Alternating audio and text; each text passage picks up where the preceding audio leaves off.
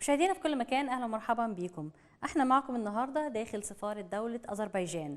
لقائنا اليوم مع سعادة السفير دكتور إلخان بلوخوف، سفير جمهورية أذربيجان لدى جمهورية مصر العربية. هنتحدث عن دولة أذربيجان وعن الشعب الأذربيجاني، فتابعوا معنا هذه الحلقة. أن يكون في ضيافتنا اليوم سعادة السفير دكتور إلخان بلوخوف، سفير جمهورية أذربيجان لدى جمهورية مصر العربية. Your Excellency, please allow me to thank you so much for this interview. Thank you very much for coming here. Bismillah ar-Rahman ar-Rahim. Good part of the day to all of us, and it's a pleasure to be in front of the such important TV and talk to your audience, which is of course very essential for our bilateral relations. Your Excellency, please, I would like to ask you about your diplomatic stations, the one before coming here to Egypt. Can you please tell us about it? Actually, I joined to the Ministry of Foreign Affairs in 2004, and since then I had a quite intensive diplomatic life.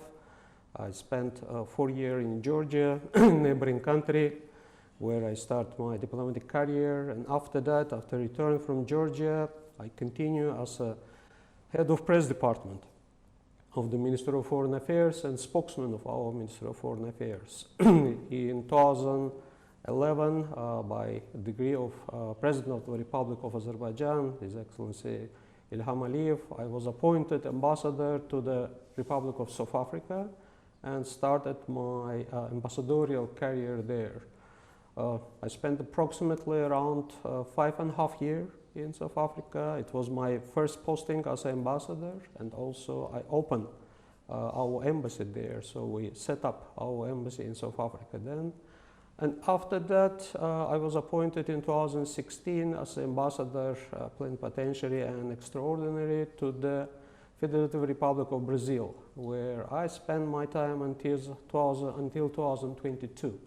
And after that, I was granted privilege by President of Azerbaijan to become ambassador to the Egypt. So since November of 2022, I am in this God-blessed land with God-blessed people. Yes. Now I would like to ask Your Excellency about some information about Azerbaijan. Can you start by telling us about the location and the geographic nature of the country?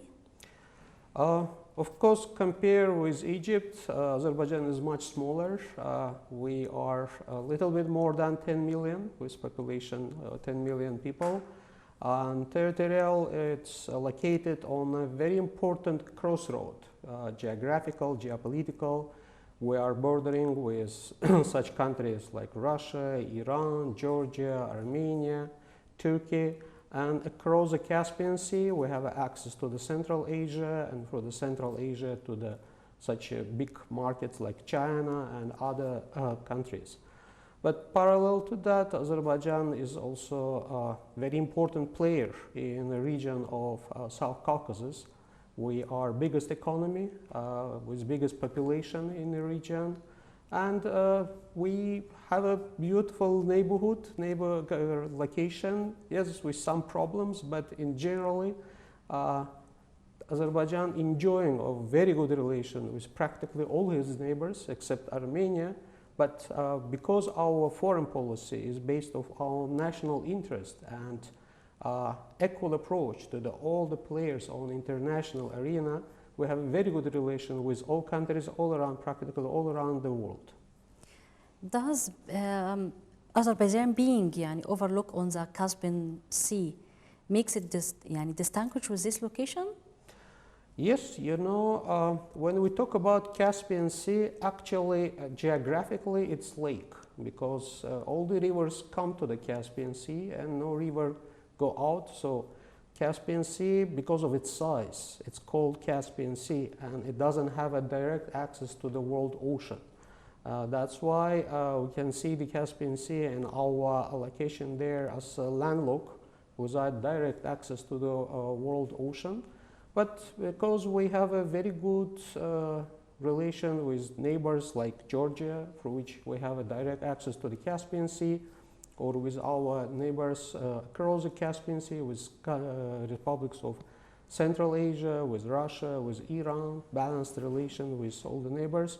We're enjoying our let's say, geostrategical location. It's give us easy access to the huge markets and huge culture. If we see to the Central Asia and access to the China, it's Eastern world. If we look to the north, it's Russia, it's a different culture. If we look to the west through the Georgia, as I said, we have access to the European market, but and culture. But geographically, we are in Europe. We probably can be called a suburb of Europe because after Azerbaijan, it's Central Asia starts. That's why we are very important player and crossroad for different cultures and different movements. We were part of ancient Silk Way road, which used to pass via Azerbaijan, and even today, the heritage of historical heritage of Silk Way can be seen on the territory of Azerbaijan. Also, we are a very multicultural country. Like Egypt, we enjoying of having different ethnicities who live in the country with peace and prosperity. We're also enjoying to have different religions on our territory, and we can trace the traces of ancient people on the territory of Azerbaijan thousands of years before. And one of the most well-known, let's say, excavation on the territory of Azerbaijan, which proved that this area was populated 100,000 years ago. It was discovery which was found in Azık cave, and discoveries still continue, and it's proved that Azerbaijan has a very old, a very ancient history, and again, as I said, because it's crossroad of different cultures, different religions. There are natural resources in Azerbaijan, and what kind of resources do they have now? You know, our biggest resource, natural resource, is our humans, so our people. This is where we were blessed and we are reached. We are blessed of having practically 100% of literacy. So people in Azerbaijan are educated, and it is accessible for everybody, for all people who live there. But if we talk about natural resources, one of the well-known natural resources of Azerbaijan is his oil and gas. We are oldest country in the world with industrial excavations of oil and gas, even though that across the ocean in the United States, some people claim that the United States was first to start industrial excavation of oil and gas. But in reality, Azerbaijan was first from that point. And not too many people probably know that well-known Nobel brothers who set up the Nobel Prize in the future, they continued the business in Azerbaijan. They came there looking for some specific wood for the rifles, but they quickly realized that oil can bring much more bigger profit. That's why one of the first Nobel Prize was given in Baku, and it was paid by oil money of Azerbaijan. Baku is the capital of Azerbaijan. But parallel to that, we have a Caspian Sea, which is very rich with their flora and fauna. Azerbaijan, with relatively small territory, it's around 87,000 square kilometers. We have a 9 climatic zone from 11 existing in the world, which allow us also to enjoy of having different and very diverse nature. And it's open a lot of opportunities for tourism. People who want to come to Azerbaijan, it's just take 2-3 hours to drive in one direction and you're in mountains. Another direction you can be in the desert or semi-desert, or you can go to the another place where you want to go. That's why, again, coming back to your question about natural resources, first we are rich with people. Yeah. And of course, God blessed us also with other natural resources and our geopolitical location. Your Excellency, can we talk now about the National Day of Azerbaijan? Azerbaijan celebrates the National Day on the 28th of May. So we would like to know more about this day, and also would like to know more about the national leader, Haydar Aliyev. Yes, as you correctly mentioned, we celebrating 28th of May, Independence Day of Azerbaijan. As a fact, we were first independent country, democratic country in Oriental or Muslim world, proclaiming our independence in 1918. Yes, our first independence also was challenging. We had a very difficult environment that time. Region of South Caucasus was turbulent. It was a lot of different problems. But we decided that we want to be independent, and since first day of our independence, Azerbaijan took democratic way of its development. Our first independence was not long, unfortunately, because Azerbaijan was conquered by Bolshevik Russia, and after that we become part of Soviet Union, and within Soviet Union we were one of the 15 republics there. But for us, the first date of our independence was very important. That's why when in 1991 we restored the independence of Azerbaijan and we proclaimed continuation of our independence, we counted from 1918. We didn't see the new dates of 1991 as a date where Azerbaijan become independent. No, our independence was with us, was with our heart, even though that during Soviet time, Soviet Union time, within of Soviet Union, we had a limited, let's say, sovereignty and independence, but it was always with us, always in our dreams.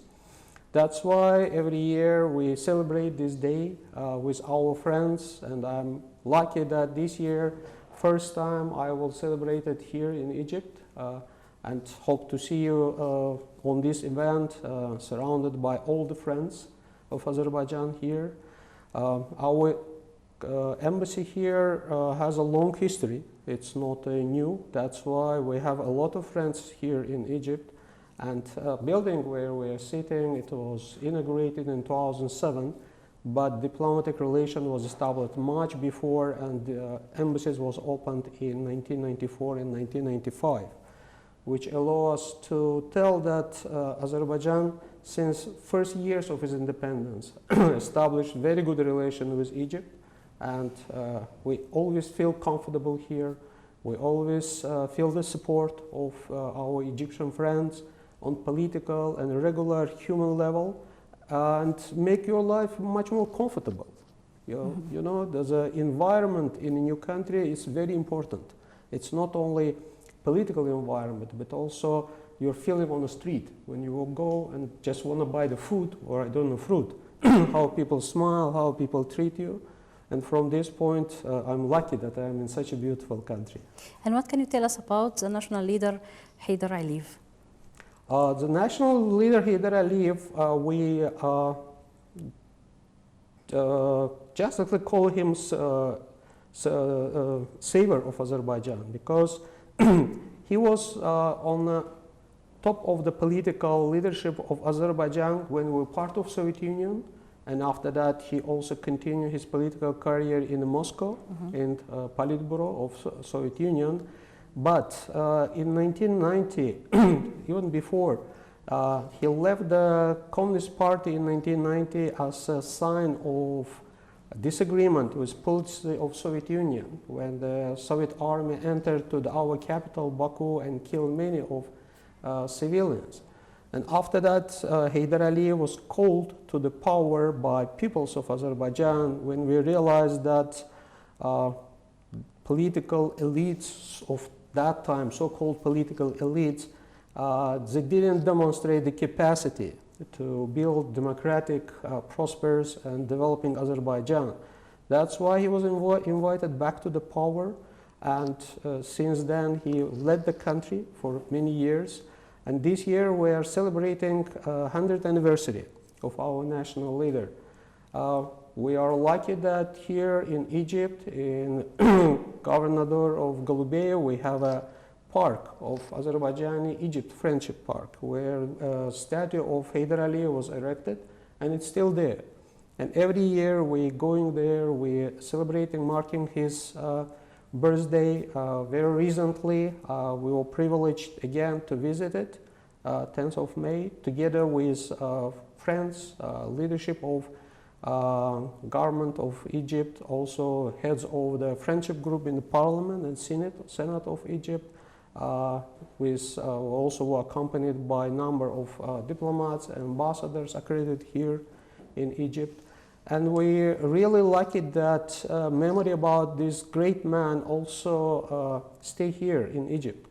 He came first time to the Egypt in 1973. That time he was a part of delegation of Soviet Union, but his first official visit was in 1994. And he started actually our enter to the African continent from Egypt because of importance of this country, because of the relation between our nations, which has a historical nature. We can trace it for centuries, the relation between Egypt and Azerbaijan. And to show the evidence how deeply, for example, Egyptians are in our heart, we in Azerbaijan has a name of person Misir. So this is a show that even our kids carry the name of your country. So we call them Misir, and it's a normal name for all of us. But coming back to the Hyder Aliyev, I should mention that he always paid big attention to the Egypt as a leading country of Arabic world and Islamic Ummah. And from this position, he always demonstrate his relation with this country, with this region. And we had, for this year, since we established diplomatic relations, we had a number of delegations from Egypt coming to Azerbaijan and from Azerbaijan coming to Egypt, which show that the core of relation which was established by Hyder Aliyev, it is right basic on which we're building this very intense and very prosperous and developing relation between our countries. The first country that established a museum for carpet, 1967, I think. So it means, and they are really distinguished with the carpet industry. Can you, in a brief way, tell us more about this industry? Carpets, Azerbaijani carpets, of course, are very well known in the world, not only in Azerbaijan but outside of it. Because of its richness. As I mentioned, geographically we are not a very big country, but each region of Azerbaijan has its own style of waving carpet, his own pattern, and through that design you can immediately recognize where it was created. And if you look today, you can find Azerbaijani carpets in many leading museums all around the world, including here in Egypt. For me, it was very interesting to find out that in a Museum of Islamic History here in Cairo, you have a special stand which talk about Azerbaijani carpet as the centers where Azerbaijani carpet were produced. And when I asked the workers of the museum, do they have in their reserves Azerbaijani carpets, they confirmed that yes, we have Azerbaijani carpets. So it's part of our national treasury. Today we are continuing this tradition. Azerbaijani carpet, as I said, it's unique. That's why it's quite expensive. You cannot find it everywhere. But again, the people who come to Azerbaijan, they of course can go buy and take this carpet with them as a memory about Azerbaijan, as a memory about my country and about a beautiful place where this carpet gets produced. Your Excellency, thank you so much one more time for this interview, and please allow us to have another one to talk about Azerbaijan and Egyptian relations. Thank you so much. Thank you very much for this honor to have an interview with you and for this privilege to talk with your esteemed audience. And definitely, whenever you need me to talk to the public, I am more than happy to do that. مشاهدينا في كل مكان، كنا معكم في ضيافة سعادة السفير دكتور إلخان بلوخوف، سفير جمهورية أذربيجان لدى جمهورية مصر العربية.